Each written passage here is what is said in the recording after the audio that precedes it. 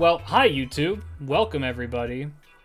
Today we are going to be taking a bit of a look at Aozaki Aoko from Mahoyo, or Witch on a Holy Night, or whatever it's called. Yeah, I don't know really anything about this character. I know that I fight her in Melty Blood, and I hate fighting her in Melty Blood, and that is the extent of my knowledge as to who this is. I've seen a little bit of like what's going on with her, and she seems kind of broken, but I really don't know what she does fully, so we're gonna take a bit of a look. First and foremost, we need to look at the most important thing about any character, and that is how they look. She's cute. Aoko has a good design. Koyama is a really good artist. Koyama does a great job with very gentle shading, is maybe the way to put it. She's cute. I like her. She's nice. School outfit, it's alright. Very cute as well. I like the striped bow tie. Yeah, legs for fucking days. Very cute, very chic. Nice, I like it. And then this one, mwah, Chef's Kiss. It's fucking gorgeous. I love this one. Kind of mad she doesn't have jeans and a t-shirt. I wouldn't be surprised if we saw it as a costume in the future. Yeah, you should pull for her because of how cute she is. Haha. And then there's this. It's an alright Final Ascension. It's not my favorite, but it's good. It's cute. It's fitting. I like how blue her eyes are. It's really nice. And then there's this Super Aoko. We're gonna get into what the fuck this is here in a little bit. She's like carbon copy of Shisao. What? I don't understand this. Are you guys like blind? Because now I've seen multiple people who I'm almost certain are trolling, but I'm just gonna call it out. Just a lot of people being like, "This is just Shisho." Like, I understand that same face syndrome is a thing, but this is not even remotely close to how like Shisho looks. You know who looks closer to Shisho is Alice. They have the same eyes. That one I could see, but not Aoko. Not at all. What on earth are y'all talking about? Bros comparing their FAs. Gee, okay, motherfucker. You want normal things? Look at this. Compare Ascension 1. Okay. Yeah, let's compare Ascension 1.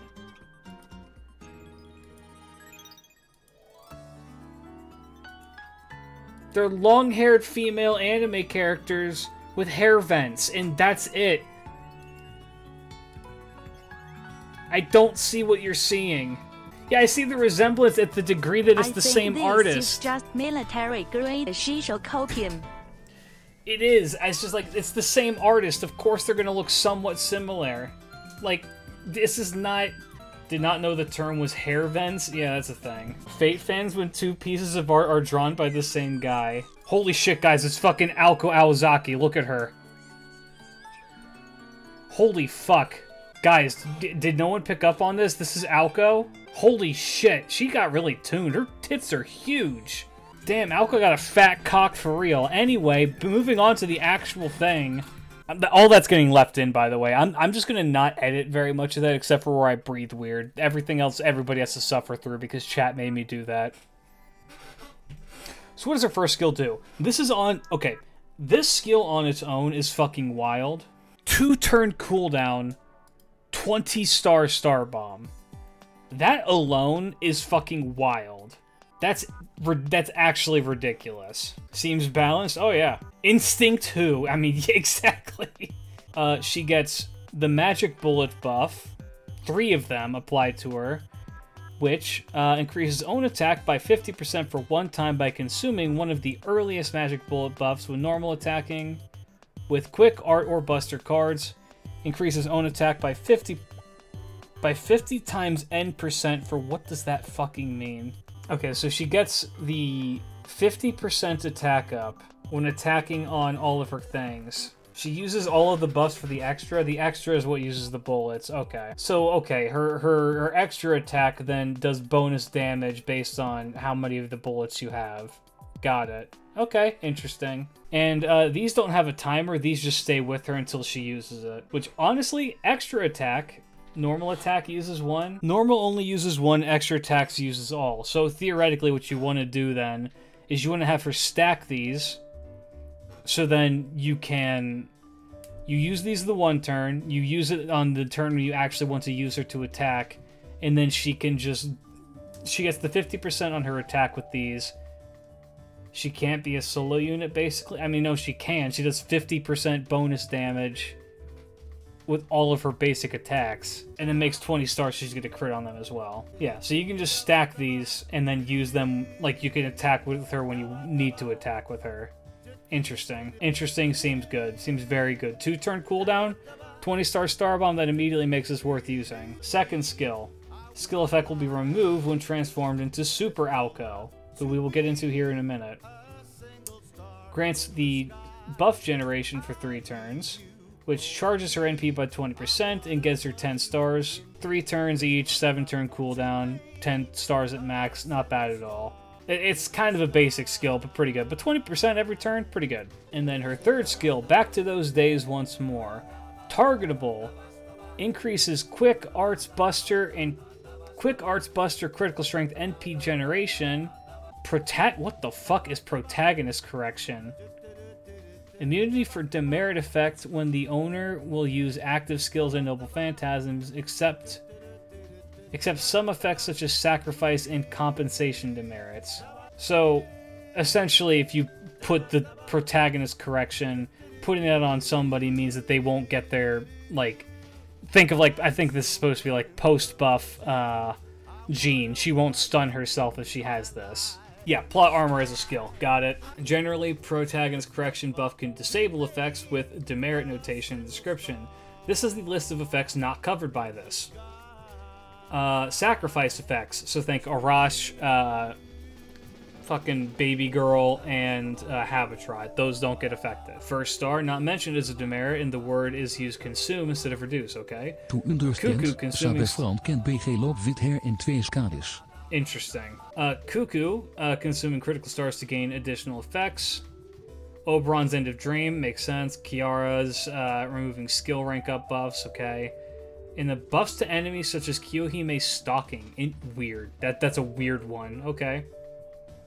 And then for all of these, it's 30%, 30%, 30%, 30%, 2,000 HP per turn. Generation is party, not just Toko. Oh, this is party-wide? Yeah, second skill is party-wide. That's really fucking good. Okay. Third skill seems ridiculous. Somebody made the comment in chat that, yeah, you can use this to loop with, I cannot loop without stunning myself. Yeah, you can loop with Tammy, and you can loop with Fran now, which actually has practical applications, because unless something has changed in the last bit, I believe that Fran has one of the highest ranking, the highest damaging NPs in the game. Tammy time.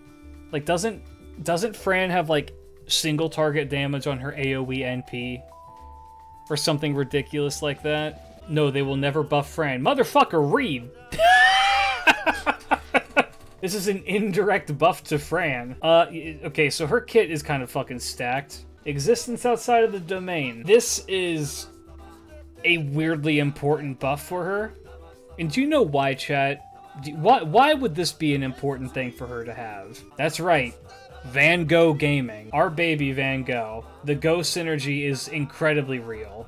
Territory creation E and item construction E. Both of these have funny lore reasons why they're E. I believe the item construction is that she just steals things from her older sister, which is great.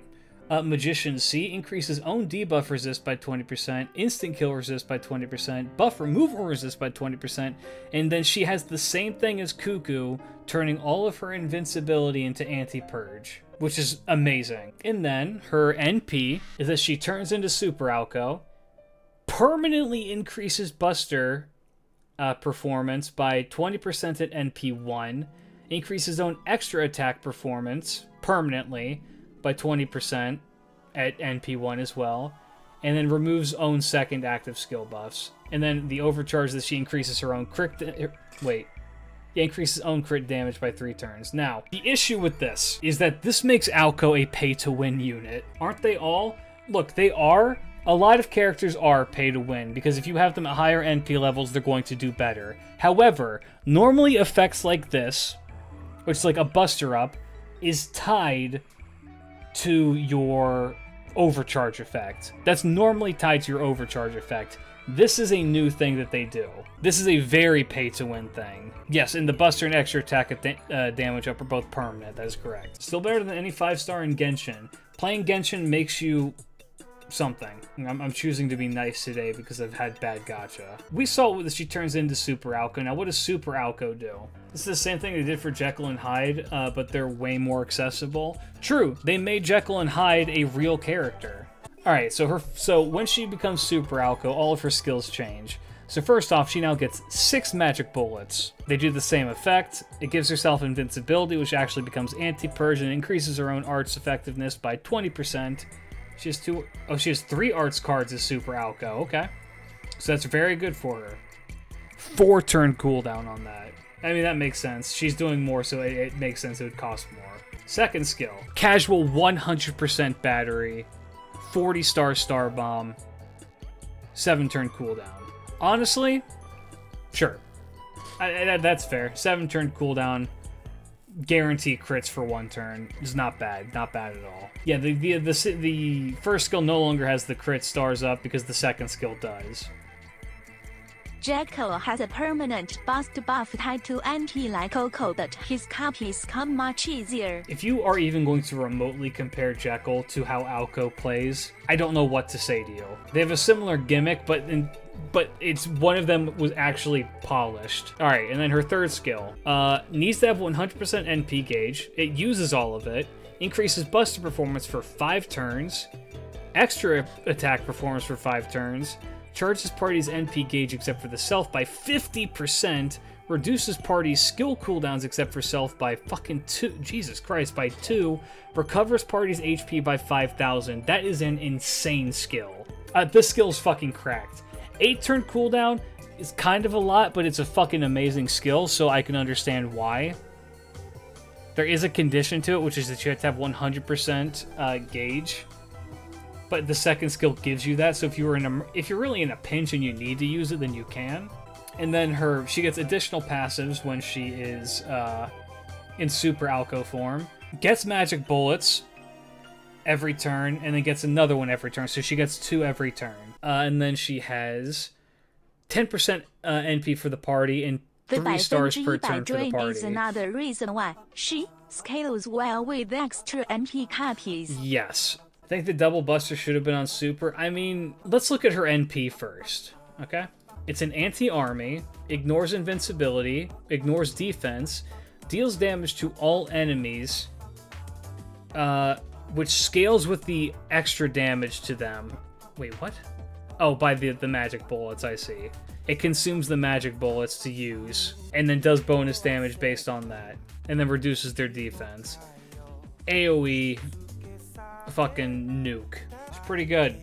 She seems broken. She seems fucking disgusting. She seems like she does everything. She looks like she is going to need some setting up. Her weak point, it looks like, is that if you want to use her as a DPS, you have to burn a turn, which doesn't help, right? Because you have to burn a turn to get her to her actual DPS form. Not that her, like, normal form can't DPS, but her first form is not as good as her second form at doing it. I still don't like that she needs NP to at minimum to really work. I don't think she needs it at minimum to work. I disagree with that. But MP levels definitely help her more than they do normal servants. They gimp her NP gen in super form. I mean, that makes sense. Just a rash turn 1, I suppose. Compensate her buster an extra down. She seems fun. That's all I want for... Yes, okay. That seems like that is the most important thing, is that of all of this, she seems like she's really fun to use. She's kind of gimmicky. She's got a lot going on in her kit. She does a lot of things. She can make a lot of other things work. Like, she can just remove demerits for somebody by making them that guy, which is really, really strong. She has a lot of potential as a unit. So, okay. Let's start with this. There's a guy in my server, the guy in the Discord server. Shout out to that guy. I'm not naming you because you know who you are. Who came in, announced to everybody that Kublai Khan is dead and that Aoko is overpowered, and then was immediately timed out for a day because he incited violence by saying that. I don't think that Cuckoo is dead because of this, because Cuckoo is weirdly like a raw DPS. Like, Cuckoo does a lot for the team, but is less, she needs less to set up. So I think that these two are going to share a very similar spot. No, Cuckoo is not dead. Cuckoo is viable in different situations. So you want to bring Cuckoo to certain contexts, namely ones where Cuckoo is going to be doing DPSing. And, I don't know, maybe just, like, assisting a little bit around the place. Aoko seems like she's more geared towards either raw assisting somebody who sucks, or opting as a weird DPS off support thing. Yeah, multi-core is going to go crazy with her. I find sayings like, is dead difficult, to be honest. I mean, yeah, no. There's not very many characters in FGO that I would ever label as dead. I think that the idea that just because a character gets power crept or that a character is similar in position but looks better on paper means that a current character is no longer usable is a stupid fucking fallacy. It's like when people said that Scotty is dead because Summer Scotty existed. Meanwhile, people be using triple Scotty setups as if that's not viable, and it very much is. Jekyll is dead. Jekyll was never alive. Even then, redundancy just lets more people access things. Yeah, no. I mean, Aoko does some things that other characters don't that I think is very important. So even just like outside of Super Aoko, like this skill alone seems really, really fun to play around with because this lets the devs in a way make characters that have some pretty debilitating drawbacks that they can then add on to more powerful NPs, so you have to think about what you're using. Or if you have Aoko, you can just negate that and have them pop the fuck off with some really fun stuff. Like, this skill alone opens a lot of doors for some goofy ass shit. So I'm interested to see how this, like, works. So she's weird. De weer permanent buff from je kills and pay scaling with and pay level carried over to Aoko is a really nasty artifact of their old game design. Fun fact. Super Aoko the Buster and Dextra are counting as a new DMG instances mean you can kill enemy E with Buster, switch to enemy R with R and so quick and switch again to enemy 3 with Extra when you kill the enemy R before Extra starts. Interesting. Aoko gets people to say she is super OP or mid and no in between because people aren't used to the fact that she is more multi-core unit than a normal solo DPS formation servant. Yeah, so that's because a lot of the people who are making those arguments don't play JP, they play NA. This, however, comes to a downside that if all enemies are dead by her Extra, she will not use it. No, I think that she's strong. I think that she's very strong. I would place her into the A+ or EX tier, personally. She's good. She's very strong. I think that regardless of if she is in EX or A, yeah, note, Super Aoko has AoE Buster and Extra attacks which have halved damage modifier compared to their normal counterparts. Star and NP generation are calculated per enemy. Crits are calculated for each individual enemy, so it's possible to hit one enemy with a crit while missing on the others with one attack. Skill cooldowns are inherited from the default stage. Now, that is an important... This is a very important thing for FGO because this opens the door for a lot of things to happen in FGO. So Olga. So Olga as an NPC that we get at some point in the story is able to do AoE attacks as a party member. And I think that was them testing the waters to see, okay, how do we make this work and have it not be like overpowered? How do we balance this? And we're going to put people against this to see how they feel about it. Now, they took that concept and now they are allowing it to happen on certain situations. It has the potential to be insanely good. It's just going to take some playtesting to figure out how. I'm excited to see what other servants in the future get to do something similar to this. The AoE nature of her Buster means she can do AoE burns with Mystic Codes. That is awesome. I love that. See, it's stuff like that I think makes her so interesting. She seems like she can do a lot of different kinds of like comps and things. It's part of the reason why I'm more interested in her as a unit than I am with Alice, even though I think Alice is cuter. I don't know. Well, I'm going to have to use her some to really test it out, to see how she fares, but, have I seen her NP? I have. It's one of the most high-budget NPs in the entire game. She is weird. And I'm looking forward to seeing how she, like, pans out. I think she's EX tier. I think that she's great. I think that she has a lot of applicability in a lot of different contexts. A lot of NA players don't even know what multi-core is yet. On par with Castoria, I wouldn't go that far. Yeah, honestly, the character closest to Castoria is either, like, Vitch or fucking Go, and both of them are still very, very noticeably lower than her. No, she's not game-breaking. She's revolutionary, though. I will say that I do believe that she is revolutionary. And I look forward to seeing her as, like, a pioneer for this new age of FGO that she's going to kind of usher in. I think she might be overhyped just a little. Maybe AoE face cards are a cool concept, but they might not be as big. So that's not even the thing I think is the overpowered part. The thing I think that's overpowered about her is her third skill. Not the Super Aoko one, but fucking this.